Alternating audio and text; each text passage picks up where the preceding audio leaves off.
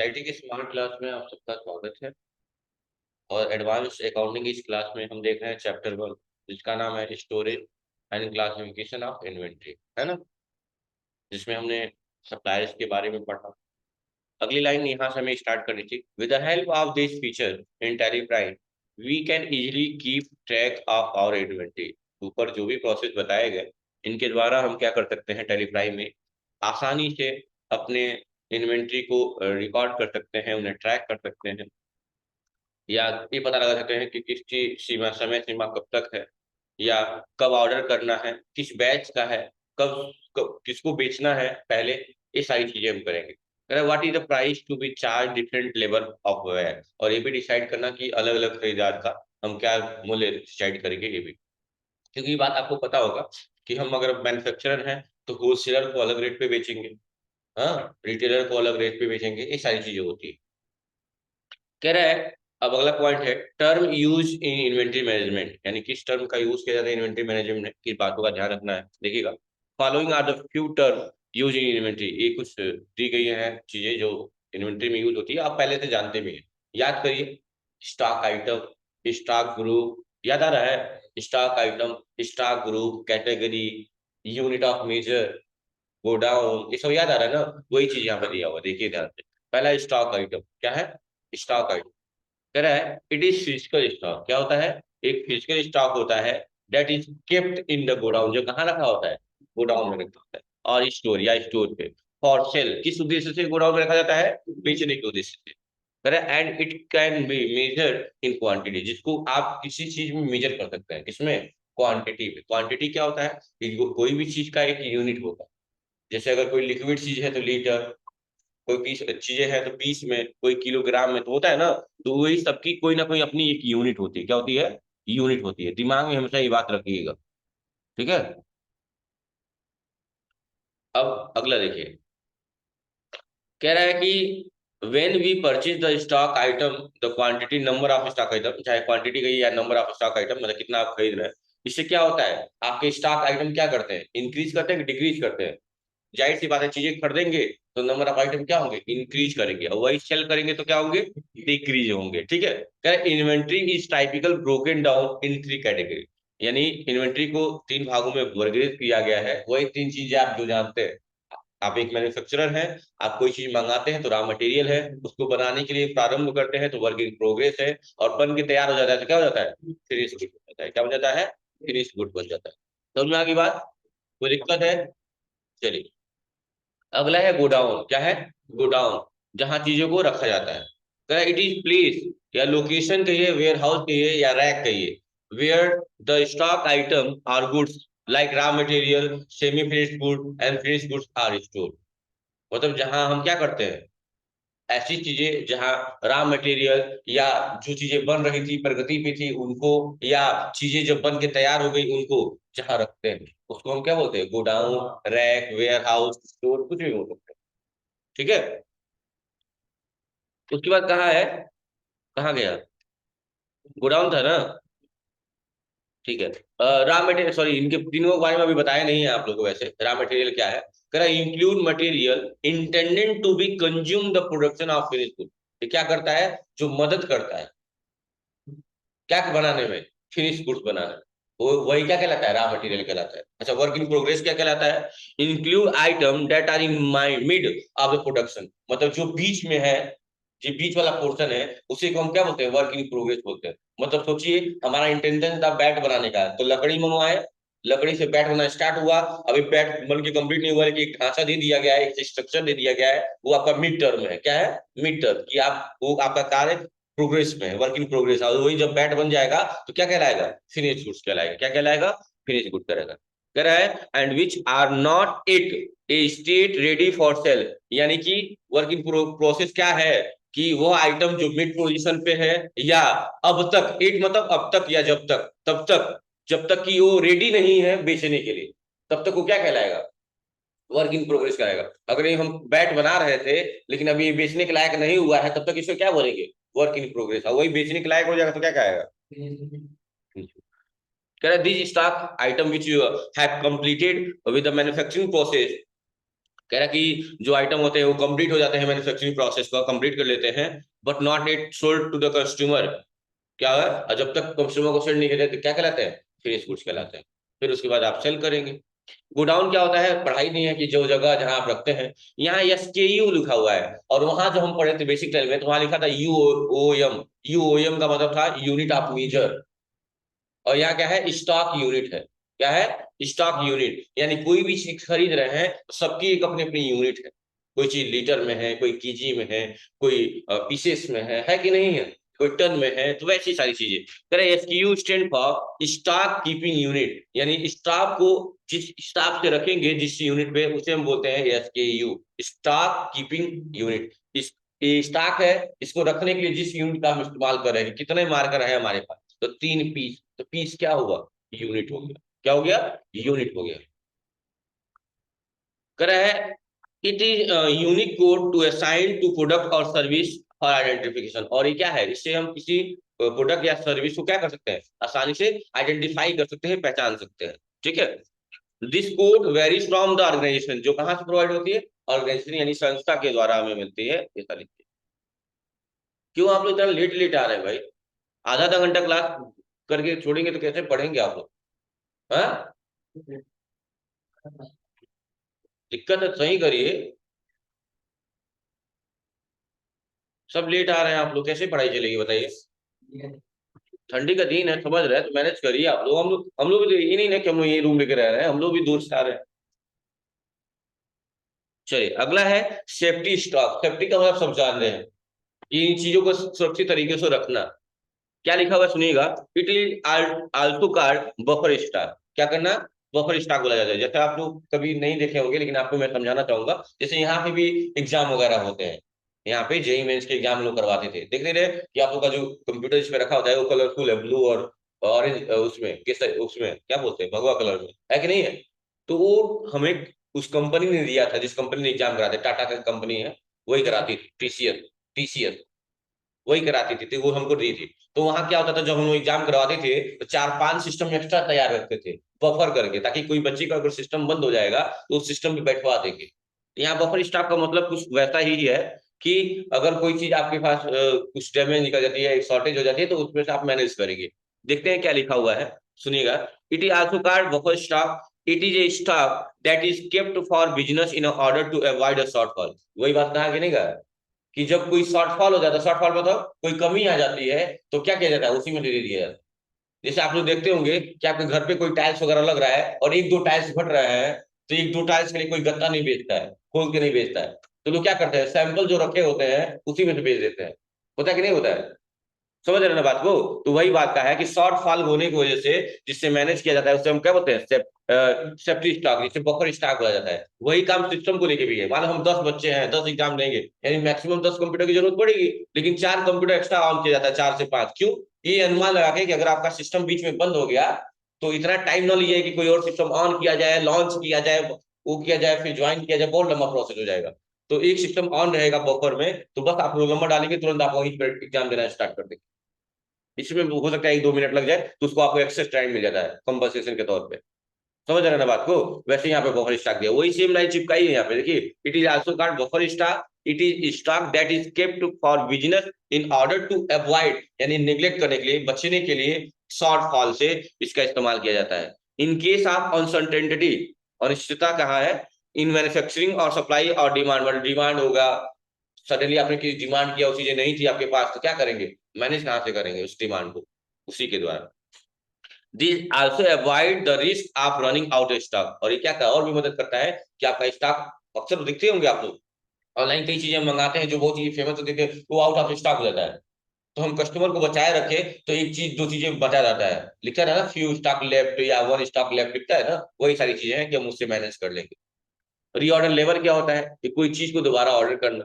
कह रहा है it is inventory level at which the company has to place an order for stock item, यानी कि किसी आइटम के लिए जब आप कंपनी से ऑर्डर प्लेस करते हैं, उस ड्यूरेशन की बात किया गया है। The importance of reorder level arises from the need to sufficient stock service customer order and same time not have unnecessary high stock के कारण। मतलब कि अगर आपको लगता है कि कोई चीज आपने मंगाया और आपको लग रहा है कि इसकी जरूरत अभी और आगे बढ़ेगी या बढ़ जाएगी, तो आप उसका उस ऑप्शन के किसका यूज करेंगे, रीऑर्डर लेवल का यूज करेंगे। आप दोबारा ऑर्डर करके वो चीजें मंगाएंगे। जैसे कई बार आपने देखा होगा, दो टाइप के लोग होते हैं। एक टाइप के लोग होते हैं कि जानबूझ के एक्स्ट्रा चीजें लेते हैं कि अगर घटेगा तो ठीक है, मतलब कि काम हो जाएगा, बच जाएगा, ला के हम वापस कर देंगे। अब कुछ लोग क्या करते हैं, हिसाब से चीजें ले जाते हैं कि घटेगा तब आके ले जाएंगे, नहीं तो नहीं ले जाएंगे।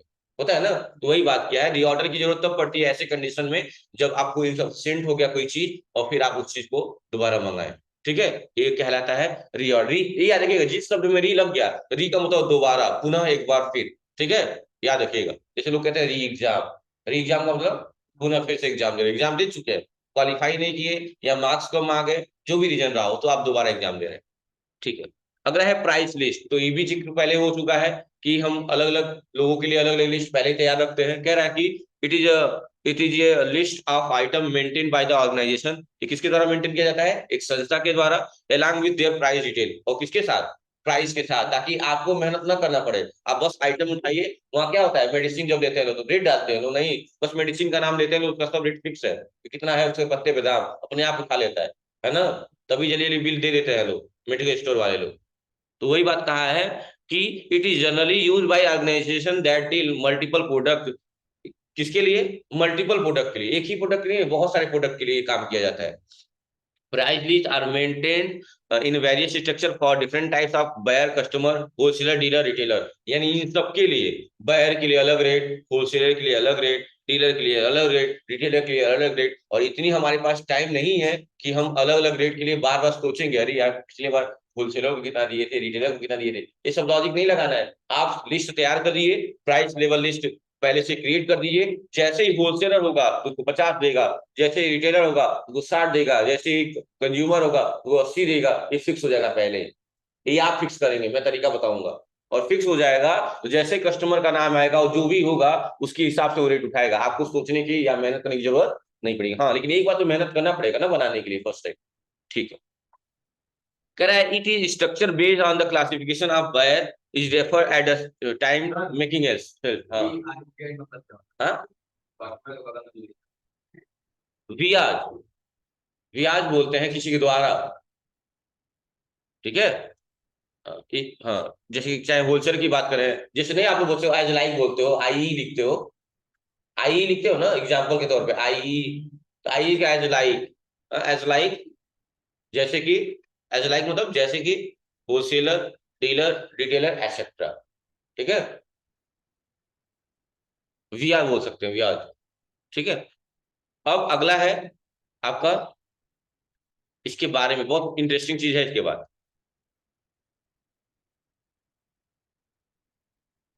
क्या, आप खुद देखिए, मैन्युफैक्चरिंग एंड एक्सपायरी डेट, क्या लिखा हुआ है, मैन्युफैक्चरिंग एंड एक्सपायरी। देखिएगा, कह रहा है the manufacturing, the manufacture date is the date, manufacture date date होता है on which the goods are produce. वो क्या बताता है, मैन्युफैक्चर डेट क्या बताता है कि कोई चीज कब बनी, कब बनाया गया, कब उसे प्रोड्यूस किया गया है, यही बताता है। आईडी कार्ड सब लोग लगाया नहीं है, प्रोड्यूस होता है। कह रहा है the expiry date is the date which goods will expire. तो वो क्या बताता है, एक्सपायरी डेट ये बताता है कि कोई चीज कब एक्सपायर होगा। It this means that goods are not in a good condition. Expire होने का मतलब क्या होता है, अच्छा एक्सपायर होने का मतलब खाते ही मर जाएंगे आप। एक आपको इंफॉर्मेशन दिया गया कि वो आपके लिए हार्मफुल हो सकता है, साइड इफेक्ट हो सकते हैं, मर भी सकते हैं, लेकिन कंफर्म नहीं, मर ही जाएंगे। समझ रहे हैं ना बात को। एक कंडीशन है कि हो सकता है एक्सपायर होने के बाद भी वो सूट कर जाए। क्योंकि आप देख रहे होंगे कई बार ऐसी न्यूज आई है कि लोग जो एक्सपायर हो जाती है, लोग उसका रेट मिटा के पता नहीं किस लिक्विड से और दोबारा नया रेट प्रिंट कर देते हैं। हाँ, देखते हैं ना, कई चीजें आती है, तो सब लोग काफी मर ही जाते होंगे, नहीं, लेकिन किसी ना किसी पे होता है। बॉडी स्ट्रक्चर लोगों की अलग अलग होती है, किसी की ह्यूमन जो होती है वो ज्यादा होती है, क्या बोलते हैं उसको, क्या बोलते हैं उसको, इम्यूनिटी सिस्टम। किसी का मजबूत होता है, स्ट्रांग होता है, किसी का कमजोर होता है, जो भी है वही सारी चीजें। लेकिन ये चीजें करनी करने की कब हम बोलते हैं कि कोई भी चीजें अगर गुड कंडीशन में नहीं है तो क्या हो गई है, एक्सपायर हो गई।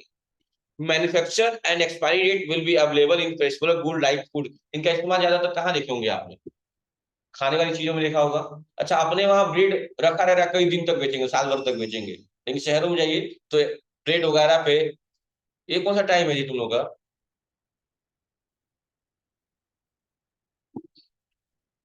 आप लोग सीरियस नहीं ले रहे हैं।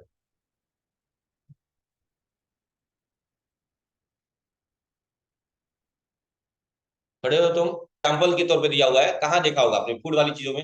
जैसे मैंने ही कहा कि अपने वहाँ ब्रेड लोग नॉन स्टॉप बेचते हैं, कोई दिक्कत नहीं है, कोई एक्सपायरी डेट वाली बात सुनी नहीं मुझे।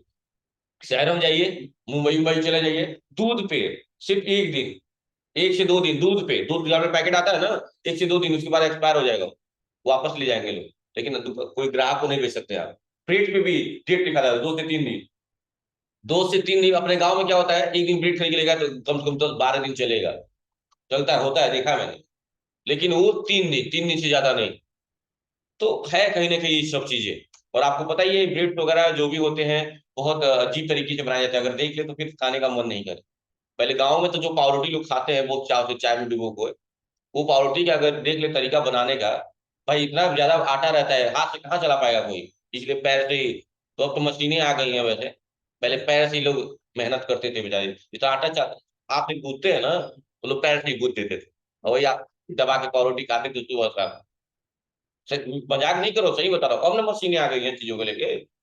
और जानते ही ना उसको कैसे स्वेल करता है, तो उसमें ईस्ट का प्रयोग किया जाता है, ईस्ट, पता है ना। ईस्ट हार्मोफुल, हार्मोफुल भी होता है, ज्यादा यूज हो जाएगा तो टपक जाएंगे, आप जाके कभी मांगेगा आपको प्रोवाइड ही नहीं किया जाएगा वो सारी चीज। चलिए, हम लोग प्रैक्टिकल के टाइम में जाते थे तो मिलता ही नहीं था, थी वहां पे पॉक एजेंसी। चलिए ठीक, कोई बात नहीं। अब देखिए ध्यान से। और कहा है मेडिसिन में भी देखा होगा आपने एक्सपायरी चीजों को लेके। और कॉस्मेटिक चीजें जो लड़कियां यूज करती हैं, आई मीन ब्यूटी प्रोडक्ट जो हो गए वो कॉस्मेटिक कहलाते हैं, उनमें भी एक्सपायरी डेट वाली बात होती है, पता चले लिया गोरा होने के लिए और लगा के कुछ और ही हो गए। तो ये सब क्या है, साइड इफेक्ट है उनके, है ना, एक्सेट्रा। डेड स्टॉक कहा है। डेड स्टॉक का मतलब ये थोड़ी है जो स्टॉक मर गया। इसका मतलब it is stock is not sold, मतलब नॉट फॉर सोल्ड, वो बेचने योग्य नहीं है, तो हम क्या बोलेंगे, डेड स्टॉक बोलेंगे, क्या बोलेंगे। आपसे भी कोई पूछ सकता है डेड स्टॉक क्या होता है, तो ये जो बेचने योग्य ना हो उसे डेड स्टॉक बोलेंगे, not for sale. And line in godown for a long time, और कहाँ पड़ा हुआ है, हमारे गोडाउन में लंबे समय तक पड़ा हुआ है, उसे क्या बोलेंगे, डेड स्टॉक बोलेंगे। लेकिन उस सेल के लिए नहीं है। ठीक है। स्टॉक इन्वेंट्री क्या कहा है, valuation method, this is this the important goal of accounting for inventory is to have accurate information and cost and sales, मतलब इनमें क्या होते हैं, किसी भी चीज के लिए एक वास्तविक उसका मूल्य होता है, या ताकि उसको हम बेच सके। Stock valuation allow A company provide monetary value for stock item lying in their inventory, जो क्या करता है कंपनी में उनकी वैल्यूएशन के तौर पे यूज किया जाता है। The valuation of stock impact, impact का मतलब होता है प्रभाव डालना। द वैल्यूएशन ऑफ स्टॉक, इनका क्या, स्टॉक का मतलब जानते हैं ना, रह दिया होता है। The stock impact the profitability of company for a given financial year, जो क्या देती है, एक वैल्यूएशन देती है जिससे हम क्या कर सकते हैं, प्रॉफिटेबिलिटी, यानी कि लाभ, लाभ की बात की गई है, लाभ ज्यादा कर अर्न कर सकते हैं। और क्या कहा है, कहा गया, probability of the company financial year, financial का मतलब उस वित्तीय वर्ष में, उस वित्तीय वर्ष में, वित्तीय वर्ष कब से स्टार्ट होता है, 1 अप्रैल से कब तक, अगले वर्ष के 31 मार्च तक, दिमाग में रखिएगा। और कहा है फाइनेंशियल द वैल्यूएशन लाइक, जैसे क्या क्या वैल्यूएशन हो सकता है, तो पहला दिया है ओवर वैल्यूएशन ऑफ स्टॉक, यानी पहले स्टॉक की ओवर वैल्यूएशन की बात करेंगे। Over valuation of closing stock means increase, यानी कि इन्फ्लेटेड प्रॉफिट, तो जाहिर सी बात है इंक्रीज करेगा। अच्छा, कैपिटल इंक्रीज करने का मतलब क्या है, प्रॉफिट हो रहा है, प्रॉफिट होगा तो कैपिटल आपका क्या होगा, पूंजी बढ़ती जाएगी, और लॉस होगा तो पूंजी घटेगी, कॉमन सी बात है। अंडर वैल्यूएशन ऑफ स्टॉक, करे under valuation of closing stock will be lead unstated low profit, तो ओवर का मतलब ज्यादा प्रॉफिट हो रहा है, और अंडर का मतलब स्टॉक से नीचे रह रहा है, मतलब हमें क्या हो रहा है, लॉस हो रहा है। और बिजनेस में दो ही चीजें संभव है, या तो प्रॉफिट या तो लॉस, दोनों चीजें एक साथ पॉसिबल नहीं है। ठीक है। उसके बाद बोला है there are different type of stock valuation method available for calculating the recorded value closing stock. अच्छा, आप ये जानते हैं कि जो क्लोजिंग स्टॉक होता है हर महीने में, आप स्टॉक क्लोज करते हैं, वही अगले मंथ की पहली तारीख को क्या बन जाता है, ओपनिंग स्टॉक बन जाता है। ये पता है ना आप लोगों को। जैसे मान लो हमने ट्रैक्टर का एक बिजनेस स्टार्ट किया, 5 ट्रैक्टर से बिजनेस स्टार्ट किया इस फाइनेंशियल ईयर में, और हम सिर्फ 3 ही ट्रैक्टर बेच पाए, तो क्लोजिंग स्टॉक में कितने ट्रैक्टर बच गए हमारे, तो हम फेंक देंगे। 2 3 और खरीद के अगले फाइनेंशियल ईयर में उसी समय क्या कर लेंगे, ओपनिंग कर लेंगे। तीन चार और नया मंगा लेंगे, दो तो पहले सही है, उसी से ओपनिंग करेंगे, यानी वही क्लोजिंग स्टॉक क्या बन जाता है, अगले फाइनेंशियल की ओपनिंग स्टॉक बन जाता है, ध्यान रखिएगा। और यहाँ पे नियम है, अब देखिए अब सारी नियम है, ये जो भी काम पढ़ेंगे वो पढ़े होंगे, फीफो, हाँ लीफो, फीफो, ये सब मेथड है। अब सोच रहे होंगे क्या है फीफो हीफो।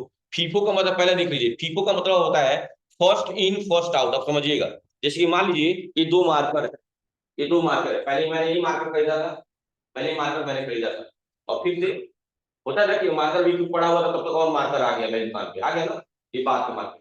तो अब दिमाग में आपके क्या रहेगा, कौन सा पहले बेचना चाहिए, तो पहले आया था, पहले जो आया था उसको पहले बेचना चाहिए, और नया वाला थोड़ा वो रखेंगे, ये कंडीशन के मुताबिक होता है। तो उसको बोला जाता है कि अगर दो मार्कर आपके पास आ गए, एक नया वाला आया है विजय, और एक पिछले महीने में आया था, तो आपके दिमाग में होता है कि पहले पुराना वाला स्टॉक बेच दे, उसको क्या बोला जाता है, FIFO, first in first out. दूसरा है लीफो, लीफो का मतलब लास्ट इन फर्स्ट आउट। कई बार ऐसा होता है कि जो पहले आया और अभी जो आया महंगा है, दिमाग में रहना कह रही यार जो महंगा है पहले उसको बेच दिया जाए, या कोई भी रीजन हो कि जो नया है पहले उसको बेच के हटा दिया जाए, पुराना वाला उसके बाद बेचा जाए, हो सकता है पुराना वाला सस्ता हो जाए, जो भी रीजन, तो उसको बोला जाता है कि जो लास्ट में आया, जो मतलब नया आया पहले उसको बेच दीजिए, बाद में पुराना वाला बेच दीजिए, ये होता है। और तीसरा होता है डीपो, यानी दोनों में जिसका रेट ज्यादा होगा उसको पहले बेचिए। समझ आ रही मेरी बात, दोनों में से जिसका, चाहे नए वाला का रेट ज्यादा हो या पुराने वाला का, जिसका रेट ज्यादा होगा पहले उसका बेच लीजिए, ये बिजनेस के रूल है। कौन कौन से, फीफो, लीफो, हीफो, फुल फॉर्म जरूर याद करिएगा। फीफो मतलब फर्स्ट आया, फर्स्ट इन फर्स्ट आउट होगा। लीफो मतलब लास्ट में जो इन होगा, लास्ट वो पहले फर्स्ट आउट होगा, क्या लिखा, लास्ट आउट लिखा है, लास्ट इन फर्स्ट आउट। और हीफो का मतलब दोनों में जो ज्यादा रेट है जिनका, उनको पहले निकालेंगे, हाईएस्ट इन फर्स्ट आउट। समझ में आ गई मेथड के बारे में, अब पढ़ ले रहा हूँ, जानकारी समझ लीजिएगा, ये जरूरी था वैसे। तो कह रहा है अब हम एवरेज कॉस्ट मेथड की बात करेंगे। सबसे पहले average cost, correct total inward, inward का मतलब परचेज होता है, इनवर्ड का मतलब क्या होता है, और आउटवर्ड मतलब सेल्स होता है, आउटवर्ड मतलब, तो बोला है एवरेज कॉस्ट क्या निकलेगा, कैसे हम निकालेंगे एवरेज कॉस्ट, कह रहा है टोटल इनवर्ड वैल्यू को एक ईयर की और टोटल इनवर्ड क्वांटिटी को क्या करेंगे, डिवाइड कर देंगे, तो रेट आप क्या करेंगे, कॉस्ट निकाल पाएंगे। मान लो आप कोई चीज 10 बेचे हैं, 100 रुपए में बेचे हैं, आप सोचिए कोई चीज बेचे हैं कितना, 100 चीज खरीदे हैं, और उसकी क्वांटिटी कितनी है, मान लो 10 है, तो कॉस्ट क्या निकला, क्या निकल गया, कॉस्ट निकल गया कि नहीं निकल गया, तो यही कहलाता है एवरेज कॉस्ट। क्या कहलाता है, आपने पढ़ा भी होगा, जैसे मान लो इसी क्लास में कुछ मिठाइयां हैं, बांटनी है, तो मैं पूछूं एक आदमी की लिस्ट में कितना जाएगा, तो एवरेज निकालेंगे। एवरेज कैसे निकालते हैं कि कितना मिठाई है, नंबर ऑफ मिठाई, नंबर ऑफ मिठाई अपान नंबर ऑफ स्टूडेंट, निकल जाएगा नहीं निकल जाएगा, वही बात यहाँ पे कहा है, ठीक है। एवरेज निकालने का तरीका बहुत आसान होता है। अगला देखिए, अब दिया हुआ है monthly average cost method, the average cost is determined on monthly basis, यानी कि जो मंथली बेसिस पे होते हैं उसे मंथली एवरेज कॉस्ट कहा जाता है, और ये एनुअली भी होते हैं। अब मेथड पढ़ेंगे हम, FIFO, first in first out, करा under FIFO periodic system, it assume that item purchased first are sold first। FIFO के अंतर्गत जो आइटम पहले हम खरीदते हैं हम उसे ही पहले बेचते हैं, हम पहले उसे बेचते हैं, यही क्या कहलाता है, फीफो कहलाता है। और कब बेचते हैं, उसी फाइनेंशियल ईयर में, उसी वित्तीय वर्ष में, उसे क्या बोलते हैं, फीफो बोलते हैं। समझ कर रहे हैं, अब फीफो परपेचुअल दिया हुआ है, in this method the item purchase first, वही बात फिर से रिपीट करेगा, first are sold first across the financial year. समझ गए ना आप लोग फीफो का मतलब, फर्स्ट इन फर्स्ट आउट का मतलब समझ गया ना, जो पहले खरीदेंगे पहले उसे बेचेंगे। उसके बाद यह है लीफो, लीफो का मतलब तो है लास्ट इन फर्स्ट आउट, यानी जो लास्ट में खरीदे पहले उसको बेच लें, वही लिखा हुआ है under LIFO periodic system, it assume date, ये मान लीजिए दैट आइटम परचेज लास्ट, जो आइटम आपने लास्ट में खरीदा, सोल्ड फर्स्ट, उसे क्या करेंगे, पहले बेचेंगे, इन करेंट फाइनेंशियल ईयर, यानी जो फिलहाल में जो चल रहा है करंट में, उस वित्तीय वर्ष में। और हीफो क्या होता है बच्चों, हाईएस्ट इन फर्स्ट आउट, मतलब जिसका दाम ज्यादा है, जो जिसका रेट हाइयर है, पहले उसको बेचेंगे उसी फाइनेंशियल ईयर में, यही कराता है हीफो, फीफो, लीफो और हीफो। कोई पूछेगा तो बताना पड़ेगा आपको, हंसने वाली बात नहीं है, कॉस्ट अकाउंटिंग में दिया हुआ है, बहुत बढ़िया चीज है, बीकॉम के क्वेश्चन में आता है 20 नंबर में, फीफो हीफो लीफो वाला, ठीक है ना। ठीक है, जो लोग कॉमर्स लाइन से होंगे उनके लिए और बढ़िया हो गया होगा, आज ही समझ गए। ठीक है, तो ये सब चीजें दिमाग में रखनी है आपको। उसके बाद दिया हुआ है last purchase cost. Last purchase cost क्या होता है? इस लास्ट परचेज रेट, जो मतलब कि जो अंतिम में किसी किसी का रेट बताया और लास्ट में जो करते करते कम करते करते जहां जाके आखिरी में खरीद लिए उसको, वही कहलाता है लास्ट परचेज रेट। क्या कहलाता है? लास्ट परचेज रेट कहलाता है। Cost of good sold and cost inventory is based upon the last purchase rate. यानी कि हमने इसका दाम 500 बोला था, 500 रेट नहीं हुआ, अब हम इसको जितने में खरीदेंगे वो क्या कहलाएगा हमारा? लाख पर्ची रेट कहलाएगा। हम कोई चीज 600 बोल दिए तो 600 दे देंगे आप? नहीं, आप कुछ कम करवाते हैं। अगर कम करवा दिए 500 तक आ गए तो 500, तो 500 में अगर दुकानदार बेचा है तो वो एंट्री कितने का करेगा? 600 का करेगा, 2500 का ना करेगा। तो वही बात है, उसको क्या बोलते हैं? लास्ट परचेज कॉस्ट बोलते हैं। क्या बोलते हैं? लास्ट बचेगा। और अगला है आपका स्टैंडर्ड कॉस्ट। क्या है? Standard cost. कह रहे इन this method standard cost is fix for all the good. इसमें क्या होता है? सारे आइटम का दाम फिक्स होता है। जैसे आप चलिए ये राधिका गारमेंट्स में अगर स्टिकर लगा हुआ है 995 का, तो 995 लेंगे, 1 रुपया कम नहीं करेंगे। ऊपर से अगर 999 रुपया हुआ है और आप 1000 रुपया दिए तो टॉफी पकड़ा देंगे। टॉफी में भी बिजनेस है, बताया थे ना आप लोग को। टॉफी में बिजनेस है। एक डब्बा टॉफी रखा है 100 रुपया का, अगर तो उसमें 100 पीस टॉफी नहीं होगा, 10-15 ज्यादा होगा। होता है कि नहीं होता है? तो सोचो टाफियों देके 15 रुपया कमा रहा है आपसे, और आप टाफी खा रहे हो। सोच लीजिए, बिजनेस का दिमाग यही है। वो 1 रुपया बचा भी रहा है और उसके बाद टॉफी दे रहा है आपको। और टॉफी का डब्बा ही खत्म हो गया, ऐसा तो नहीं होगा कि तुरंत भेज देता होगा किसी को, जाओ छोटू एक टॉफी लेके आता ना खरीद के। नहीं, ऐसा नहीं है, वो डब्बा रखा हुआ उसमें से आपको दे दे रहा है। उसमें बिजनेस कर रहा है। एक डब्बा खरीदा है तो उसमें 10-20 पक्का है टॉफी एक्स्ट्रा होगा। सोच लीजिए आप लोग, यानी वो 1-1 रुपया से 20 रुपया एक्स्ट्रा भी कमा रहा है। और डब्बा बच गया, उसको अलग अचार उचार डालेगा वो अलग। सब व्यवस्था देखो, इनकम इनकम। लॉजिक ये दिमाग का है बिजनेस का भाई। हाँ। उसके बाद क्या कह रहा है सुनिएगा। This method is used when it become hectic and the time consuming to collect actual cost of good. ये क्या करता है? टाइम कंज्यूमिंग हो जाए। कंज्यूमिंग का मतलब होता है जहां समय लगे। नहीं कहते हैं यार यार ये काम नहीं करेगा, बहुत टाइम कंज्यूमिंग, कुछ और काम दे दीजिए। तो कंज्यूमिंग का मतलब जो समय ले। ठीक है, करे hence intended costs are used and this cost will approximately close the actual cost। ये क्या करता है? एक्चुअल जो वास्तविक कॉस्ट होता है क्या करता है? क्लोज कर देता है।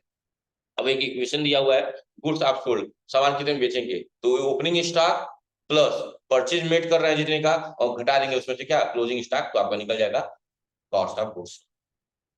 समझ में आ रही बात ना? बस अब इसके बाद से आपका होगा शायद कंपनी बनाने वाला काम, आई थिंक। देख लिया है ना? हाँ, बस कंपनी वाला है। चलिए, ये कंपनी वाला काम अगली क्लास से किया जाएगा। ठीक है, इन्वेंटरी मास्टर में है। अब कंपनी बनाना होगा। कंपनी में जीएसटी अप्लीकेबल नहीं करेंगे, देखिएगा बहुत अलग लेवल पे काम करना पड़ेगा। आपको लगेगा हाँ अलग कर रहे हैं कुछ। ठीक है, तो आज के लिए इतना ही। Thank you class. थोड़ा टाइम